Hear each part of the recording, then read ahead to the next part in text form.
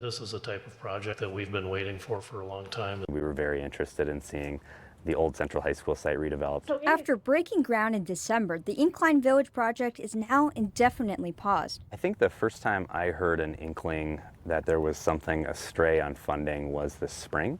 We had some deadlines in our development agreement that had to be started, such as when construction was supposed to start. Duluth's Best Bread was planning on opening a new location within Incline Village. Things happened pretty quick in January. Everything was all together.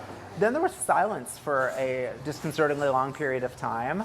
And we found out when everybody else did in the newspaper that things were starting to go south. I think June is really when that started to accelerate and when the city had to formally reach out to the developer and say that you were in breach of all of these different things that we had agreed upon. The city gave the developer Luzio Stryker 45 days to correct the issues. The financing was one of the really big ones. Obviously, if you don't have any financing, there's no project.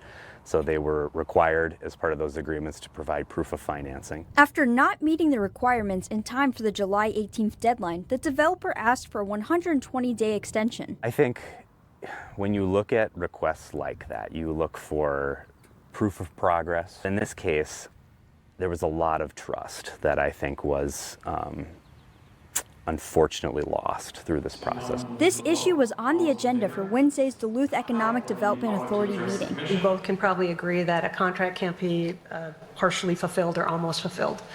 And so when we look at this document, we see all of the breaches.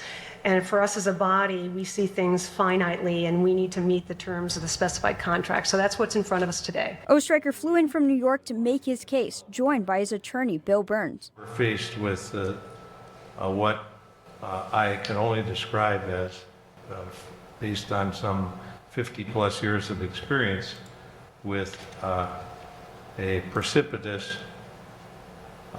move to terminate this development agreement when the city has absolutely no dollars at risk, where the developer has expended $10 million in cash and about $5 million in debt, is the owner of this property.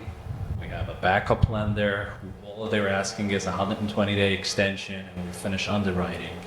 What is really the benefit of the people? And that's what I would like to ask humbly from the president and the commissioners and the director before we decide tonight what we're doing.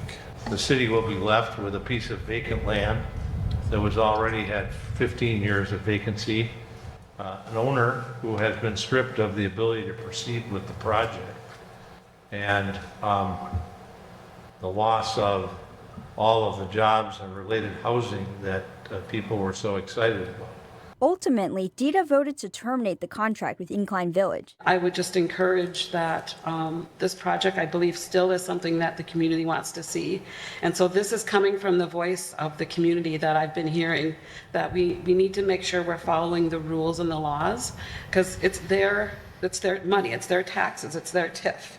And so right now, for me, it feels like a reset. This will also be a reset for Duluth's Best Bread. Well, honestly, we're optimistic. It's a do-over. My 8-year-old and I scouted out sites. She liked the Incline spot, but we had a better spot even in mind. It was a lot of traffic. We'd ideally like to do both, but Incline kind of signed on the dotted line first. This gives us a chance to maybe back out and do a better location, which is exciting because we couldn't handle both at once. As for the construction site, the future is hazy. There's nothing to say the city can't renegotiate a new agreement. We were unable to reach the developer, but he still owns this property. So what's next is up to him. If we can work with a developer and there's trust, we're going to do that. And if there's not, we're going to use the legal tools we have available to protect Duluth too.